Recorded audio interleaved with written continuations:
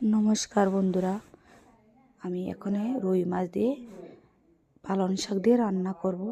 প্রথমে তেলে জিরে, রসুন, কাঁচা লঙ্কা দিয়ে দিলাম। এইবার আমি আলুটা ভেজে নেব। ভালো করে লাল লাল করে ভাজা হয়ে গেল। লবণ দিয়ে, পরিমাণ মতন হলুদ দিয়ে ভেজে নেব। এইবার আমি জল দিয়ে দেবো। জল দিয়ে একটু উষ্ণ ফুটায়ে পালং শাকটা দিয়ে দিলাম। পালং শাকটা দেওয়ার পরে একটু ঢাকা দিয়ে দেবো। কিছু সময় ঢাকা দিয়ে রান্নাটা করে নেব। হয়ে গেল আমার। এবার আমি মাছটা দিয়ে দিলাম।